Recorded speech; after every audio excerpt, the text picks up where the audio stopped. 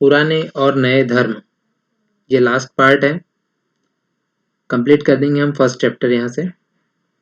इतिहास के जिन हजार वर्षों की हम पड़ताल कर रहे हैं, यानी कि 700 से 1750 के बीच की, इसके दौरान धार्मिक परंपराओं में कई बड़े परिवर्तन आए।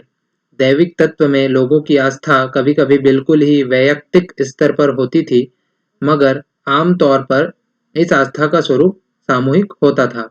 किसी दैविक तत्व में सामूहिक आस्था यानी धर्म प्रायः स्थानीय समुदायों के सामाजिक और आर्थिक संगठन से संबंधित होती थी। जैसे जैसे इन समुदायों का सामाजिक संसार बदलता गया, वैसे ही इनकी आस्थाओं में भी परिवर्तन आता गया। ठीक है, अभी तक हमने देखा कि साम्राज्य के बारे में और कैसे भाषाओं के नाम बदले, कैसे क्षेत्रों की अपनी सांस्कृतिक व्यवस्था अलग अलग हो गई, लेकिन कुछ जो थे, जो साम्राज्य, जो सर्व क्षेत्रीय साम्राज्य थे, वहां की शक्तियों का असर भी रहा, ये अभी तक हमने देखा। लेकिन धर्म या धार्मिक स्थिति कैसे कैसे परिवर्तित हुई, उसके बारे में यहाँ बताया गया है कि ये क्या होता था कि बहुत ही कम, कभी कभी ऐसा होता था कि व्यक्तिगत रूप से, कि हम खुद, एक इंसान क्या मानता है कि उसे क्या धर्म फॉलो करना चाहिए, कैसी वो पूजा करे, किस चीज में, किस धर्म में, किस देवी देवता में वो आस्था रखे, ये व्यक्तिगत रूप से मामला था। लेकिन अधिकतम क्या हो गया कि अधिकतर रूप से ये सामूहिक रूप से हो गया। यानी हम हिंदू हैं, कभी व्यक्ति ये नहीं बोलता है ज्यादा कि मैं इस धर्म का हूँ, हम इस धर्म के हैं, यानी कि एक पूरा समूह, कई लोगों का समूह, हजारों लाखों करोड़ों लोग उसमें हो सकते हैं। तो एक तरह से धार्मिक ग्रुप जो था, वो एक सामूहिक आस्था, धर्म और इसका प्रतीक बन गया था। ठीक है, मतलब कोई सी भी चीज है तो वो सामूहिक तौर पर कही जाने लगी, चाहे वो त्योहार हो, व्रत हो, कोई रीति रिवाज हो, भाषा हो।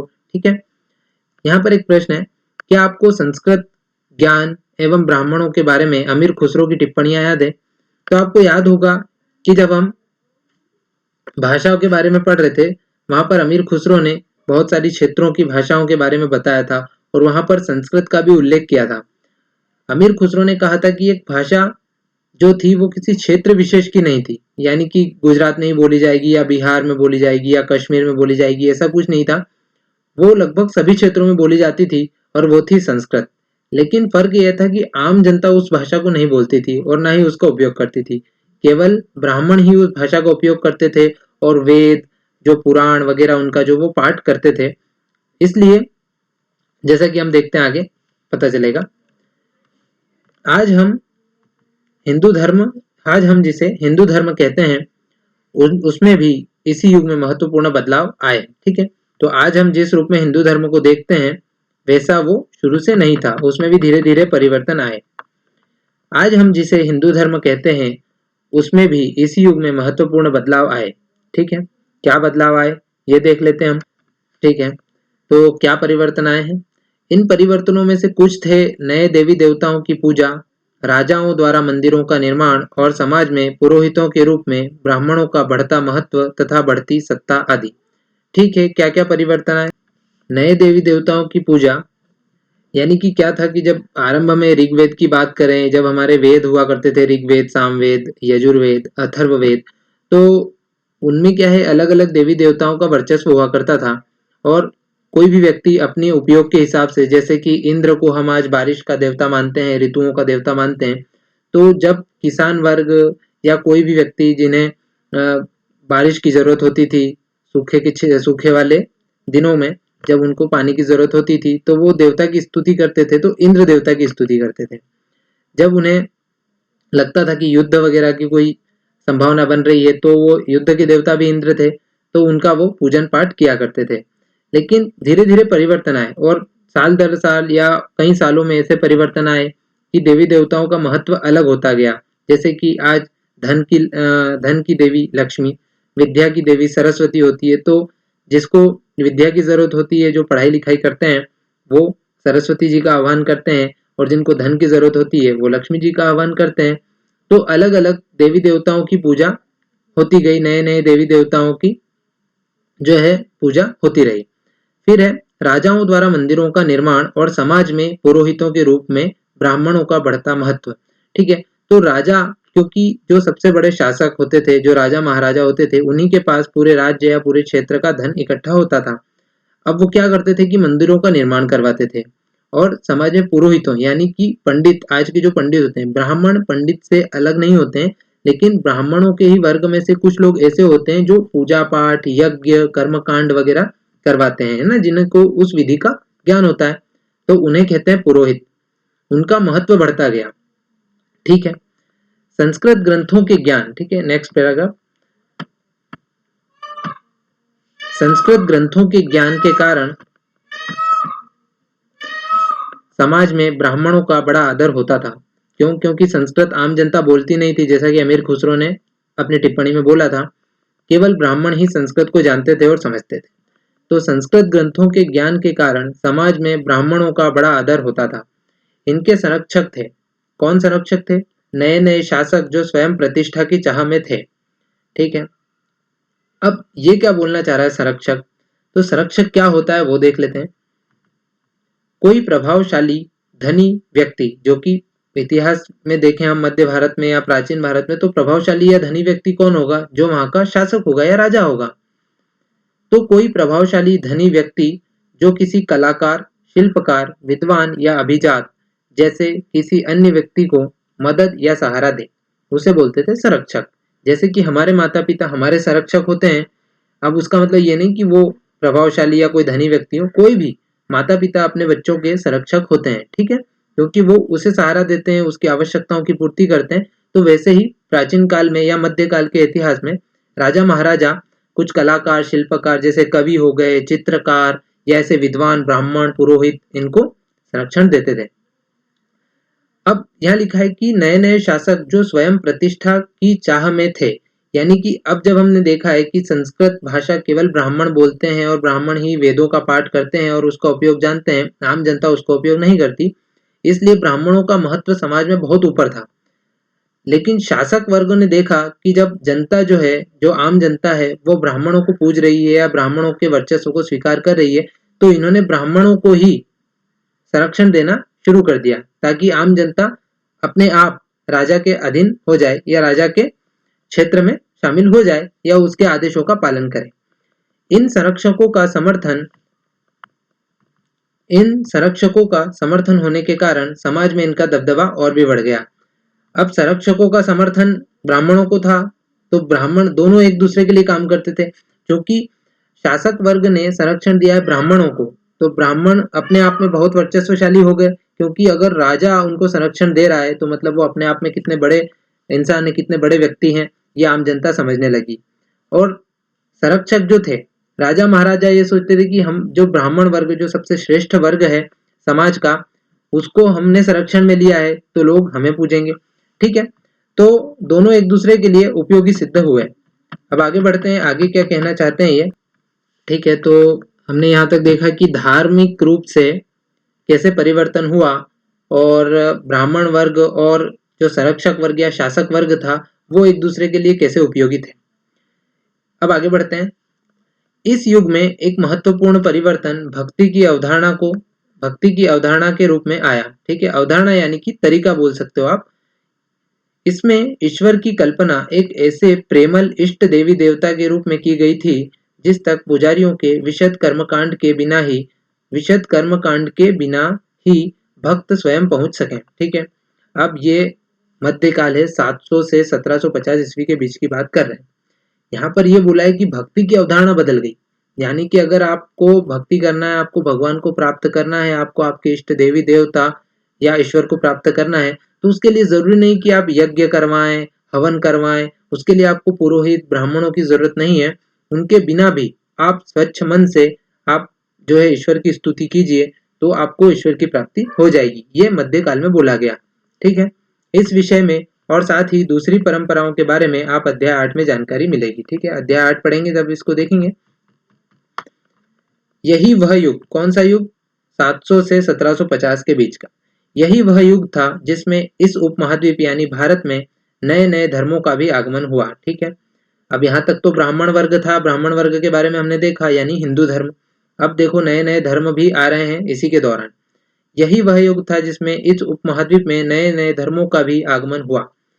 कुरान शरीफ का संदेश भारत में पहले पहल 7वीं सदी, ठीक है, सदी मतलब 100 वर्षों का एक समूह, तो 700 के आसपास जो हम पढ़ रहे हैं, 700 से 1750, तो ये 7वीं सदी में यानी 712 ईस्वी के आसपास में व्यापारियों और आप्रवासियों के जरिए पहुंचा। आप्रवासी यानी जो हमारे देश में कहीं बाहर से रहने के, यहीं बस जाने के उद्देश्य से आए थे, उन्हें कहते हैं आप्रवासी।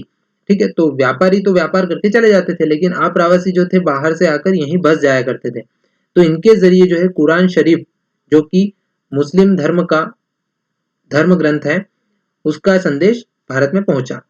मुसलमान कुरान शरीफ को अपना धर्म ग्रंथ मानते हैं, केवल एक ईश्वर अल्लाह की सत्ता को स्वीकार करते हैं, जिसका प्रेम, करुणा और उदारता अपने में आस्था रखने वाले हर व्यक्ति को गले लगाता है, चाहे उस व्यक्ति की सामाजिक पृष्ठभूमि कुछ भी रही हो।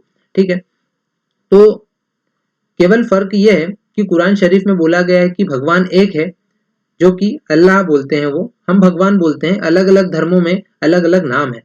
जैसे हमारे यहाँ अलग अलग देवी देवता हैं, लक्ष्मी देवी, सरस्वती, गणेश, शंकर, विष्णु, ऐसे ही वहां पर केवल एक देवता है, लेकिन कोई फर्क नहीं है। धर्म का एक जो मूल उद्देश्य है वो कुरान शरीफ में भी लिखा है कि करुणा और उदारता में आस्था रखने वाले हर व्यक्ति को ये गले लगाते हैं, चाहे उस व्यक्ति की सामाजिक पृष्ठभूमि कुछ भी रही हो, वो व्यक्ति किसी और धर्म का भी हो तो भी वो जो है एक दूसरे को गले लगाते हैं। ठीक है, इसका मतलब यह है कि कहा जाता है कि मजहब नहीं सिखाता आपस में बैर रखना, यानी कि कोई भी धर्म, चाहे मुस्लिम धर्म हो, हिंदू धर्म हो, सिख धर्म हो, ईसाई धर्म हो, कोई भी एक दूसरे से बैर, ईर्ष्या, घृणा, एक दूसरे से भेदभाव रखने की बात नहीं सिखाता है। ये मनुष्य ने अपने हिसाब से, जनता ने, लोगों ने अपने हिसाब से अपने स्वार्थ की पूर्ति के लिए ऐसे जो है थॉट बना लिए हैं, ऐसी उनकी सोच हो गई है। ठीक है, ठीक है, अगले पैराग्राफ में आते हैं। कई शासक इस्लाम और इसके विद्वान धर्मशास्त्रियों और न्यायशास्त्रियों अर्थात उलेमा को संरक्षण देते थे।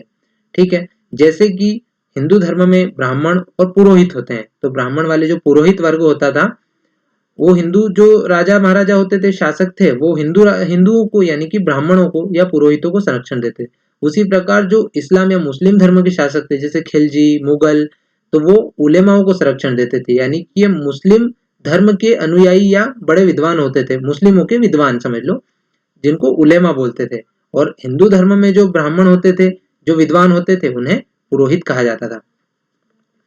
हिंदू धर्म की ही भांति इस्लाम के अनुयायी भी अपने धर्म की अलग अलग तरह से व्याख्या करते थे। ठीक है, अपने अपने तरीकों से, जैसे मैंने बोला कि जो अनुयायी थे, जो धर्म को फॉलो करते हैं, वो अलग अलग तरीके से उसके बारे में बताते हैं कि हमारा धर्म ऐसा है, हमारा धर्म हमें ये सिखाता है। ठीक है, मुसलमानों में कुछ शिया थे जो पैगंबर साहब, ये पैगंबर साहब वो हैं जिन्हें सबसे पहले इस्लाम के बारे में पता चला, जिन्होंने इस्लाम के मूल जो उनकी बातें थी उनके बारे में इन्होंने ही बताया था, यानी पैगंबर साहब जो है सबसे प्रारंभ जो है इन्होंने ही इस्लाम का किया और प्रचार प्रसार भी किया।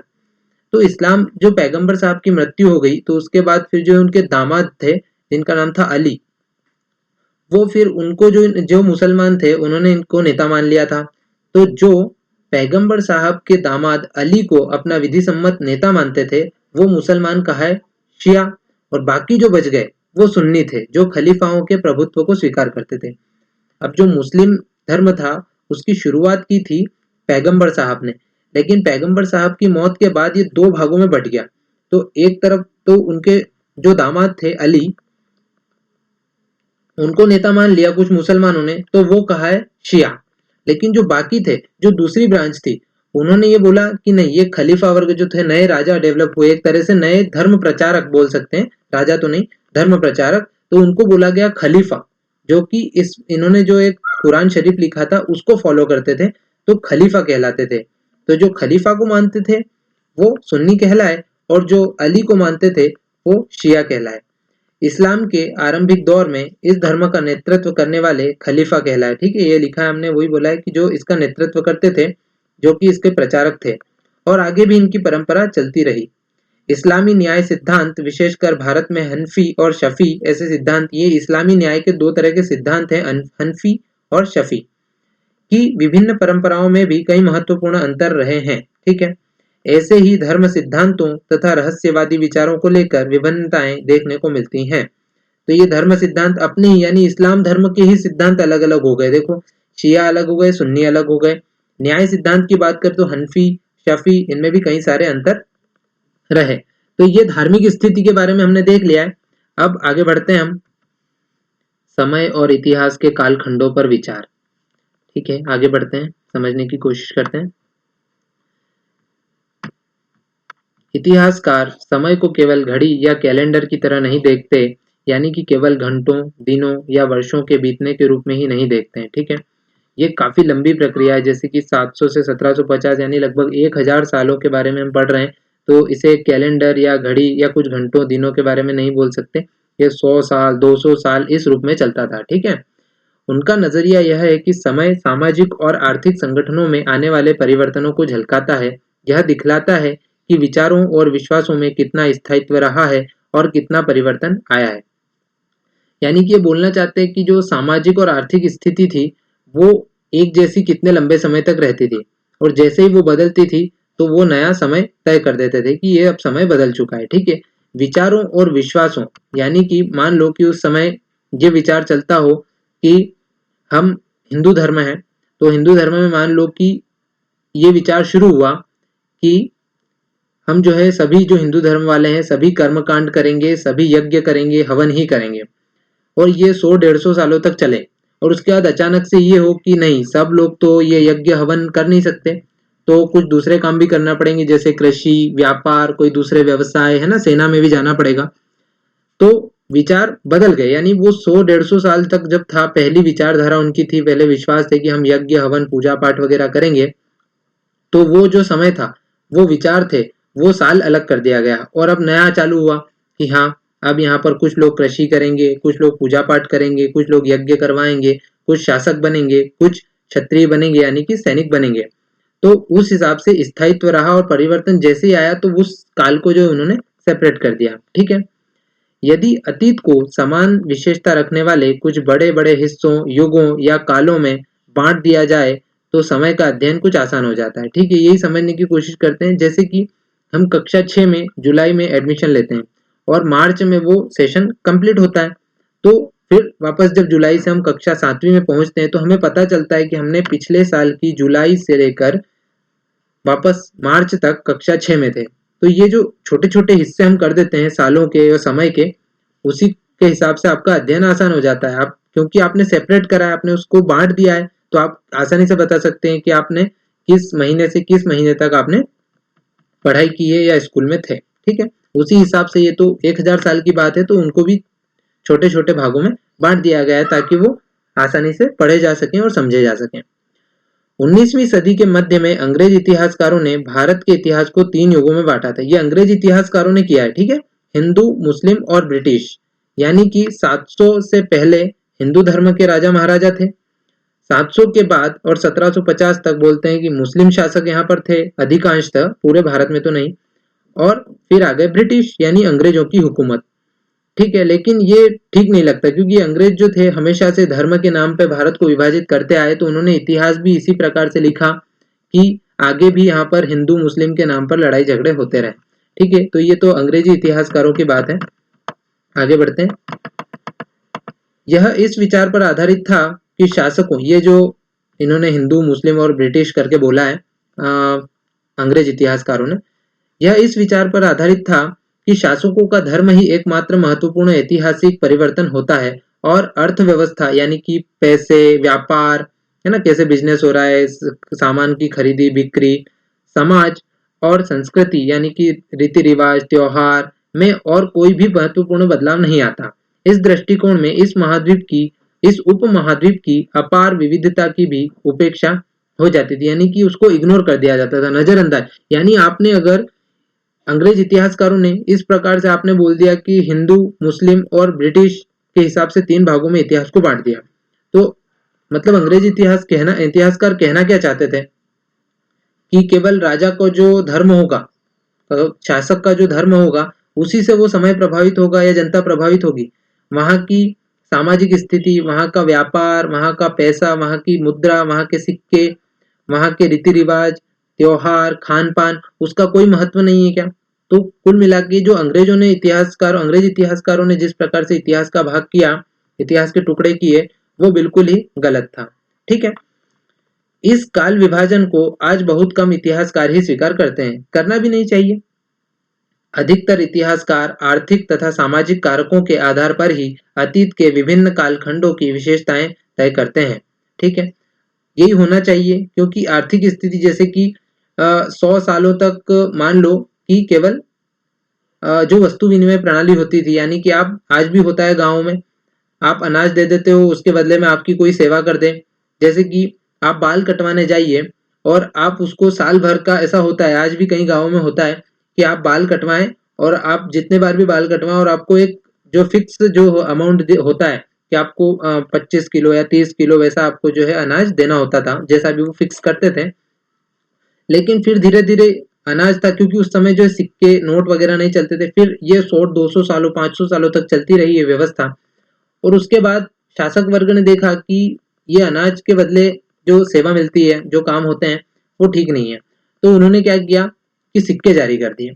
अब सिक्के जारी कर दिए यानी कि अब आर्थिक स्थिति परिवर्तित हो गई। अब वो जो अनाज होगा, वो अब खुद के पास सेव करके रख सकते हैं। विपरीत परिस्थितियां आ जाती है, जैसे सूखा पड़ जाता है, धान की कमी, जैसे कोरोना महामारी जैसी स्थिति हो जाती है, तो गरीब लोगों को देना उसमें काफी वो काम आ जाता है। फिर सिक्के चले, फिर 100, 500, 1000 साल तक तांबे के सिक्के, फिर चांदी के सिक्के, सोने के सिक्के। तो ये चीज परिवर्तन का मापदंड होती है, इस आधार पे आप उसको डिवाइड करो तो ज्यादा अच्छा रहता है। ठीक है, तो ये मायने थे। धर्म कोई मायना नहीं होता है इतिहास को बांटने का। ठीक है, आगे बढ़ते हैं।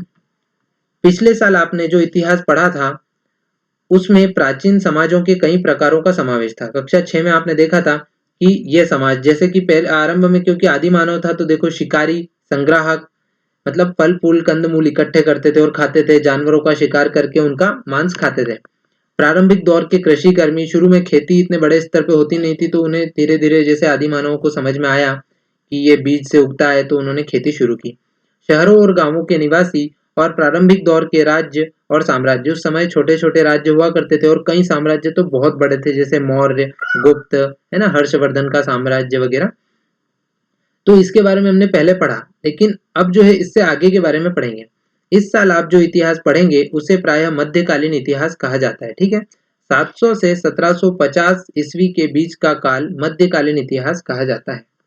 इसमें आपको कृषक समाजों के विस्तार, यानी हमने जो पिछले साल पढ़ा वो प्राचीन इतिहास था, उसमें शुरुआत में देखा कि प्रारंभिक तौर पे खेती कैसे शुरू हुई, कौन कौन सी फसलें शुरू हुई।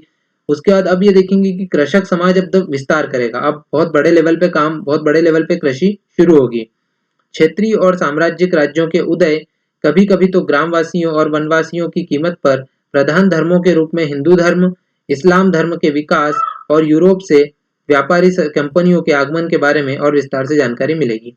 ठीक है, तो हिंदू धर्म तो प्राचीन समय से चला आ रहा था।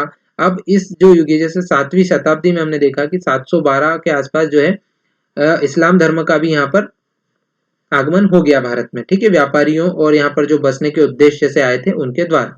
और यूरोपीय कंपनियां जैसे कि अंग्रेज, फ्रांस की कंपनियां, है ना, डच कंपनियां, ये सब यहाँ पर आई, पुर्तगाली आए, तो उसके बारे में हम इस साल पढ़ेंगे। आगे बढ़ते हैं। भारत के इतिहास के ये 1000 साल, 700 से 1750, 1000 साल अनेक बदलावों के साक्षी रहे हैं, यानी कि काफी बदलाव आए। आखिर 16वीं और 18वीं शताब्दी 8वीं और 11वीं शताब्दियों से काफी भिन्न थी, होनी थी। 1000 साल में काफी परिवर्तन हो जाता है, इसलिए इस सारे काल को एक ऐतिहासिक इकाई के रूप में देखना समस्याओं से खाली नहीं है। फिर मध्यकाल की तुलना प्रायः आधुनिक काल से की जाती है। आधुनिकता के साथ भौतिक उन्नति और बौद्धिक प्रगति का भाव जुड़ा है। ठीक है, तो अगले साल आधुनिक काल के बारे में पढ़ेंगे। पिछले साल प्राचीन काल पढ़ा, अभी मध्यकाल पढ़ रहे हैं। तो आधुनिकता का क्या मतलब है? भौतिक उन्नति यानी कि साधन बहुत सारे बढ़ जाएंगे, जैसे कि आरंभ में तलवार, भाले, चाकू, इनका यूज किया जाता था युद्ध वगैरह में, लेकिन आज जो है बारूद का यूज होता है, तोप होती है, गन होती है ना, कई सारी तरीके की बंदूकें होती हैं। तो वो परिवर्तन होता है। उसी के साथ साथ बौद्धिक प्रगति भी, यानी आविष्कार की जो है शुरुआत होने लगी काफी तेज गति से। छोटी छोटी चीजें जो है डेवलप की जाने लगी, जैसे इंटरनेट, मोबाइल फोन, है ना, कई सारी जो चीजें थी। तो यानी कि जो आधुनिक काल था वो भौतिक उन्नति और बौद्धिक प्रगति, यानी कि आपकी इंटेलिजेंस की पावर भी बढ़ रही थी। इससे आशय यह निकलता है कि मध्यकाल रूढ़िवादी था और उस दौरान कोई परिवर्तन हुआ ही नहीं। लेकिन हम जानते हैं कि ऐसा नहीं था, मध्यकाल में भी काफी परिवर्तन हुए, जैसा कि हमने भाषा के क्षेत्र में भी देखा, और क्षेत्र जो बड़ा साम्राज्य था उसका प्रभाव कितना पड़ता था छोटे-छोटे क्षेत्रों पर, यह भी देखा। और आगे जब हम ये पूरा चैप्टर या पूरा ये इतिहास पढ़ेंगे इस कक्षा का 7वीं का, तब हमें पता चलेगा कि मध्यकाल रूढ़िवादी नहीं था, इस दौरान भी कई सारे परिवर्तन हुए। इन 1000 वर्षों के दौरान इस उपमहाद्वीप के समाजों में प्रायः परिवर्तन आते रहे और कई क्षेत्रों की अर्थव्यवस्था तो इतनी समृद्ध हो गई थी कि उसने यूरोप की व्यापारी कंपनियों को भी आकर्षित करना आरंभ कर दिया। ठीक है, तो समाज में परिवर्तन होगा और उसी के आधार पर इसको बांटा है अलग अलग भागों में, और 1000 साल में काफी ज्यादा सामाजिक रूप से भी परिवर्तन हुआ और कई क्षेत्र इतने डेवलप हो गए थे, इतनी अच्छी कृषि हो गई थी और इतना अच्छे से जो है कुटीर उद्योग चल रहे थे, छोटे छोटे उद्योग, कपड़ा, सूती वस्त्र उद्योग की बड़ी बड़ी यूरोपीय कंपनियां जैसे अंग्रेज जैसे भी यहाँ पर आकर्षित हो गए यहाँ आने के लिए और यहाँ व्यापार करने के लिए। ठीक है, इस पुस्तक को पढ़ते समय जब आप परिवर्तन के चिन्हों तथा यहाँ सक्रिय ऐतिहासिक प्रक्रियाओं पर ध्यान देते चलें और जब भी संभव हो, ठीक है, तो हम जब चैप्टर वाइज जब भी जैसे जैसे लाइन टू लाइन पढ़ रहे हैं और जहां भी कोई ऐसी चीज आएगी जिसकी तुलना हम प्राचीन इतिहास यानी कक्षा 6 में जो आपने पढ़ा था उससे करेंगे, तो उसके बारे में भी हम उसको अच्छे से डिटेल में देखेंगे। ठीक है, वही यहाँ पर कहा गया है। तो इस तरह से आपका जो ये चैप्टर है वो कंप्लीट होता है और नेक्स्ट लेक्चर में हम इसकी एक्सरसाइज कर लेंगे और आगे बढ़ेंगे। ठीक है, थैंक यू सो मच।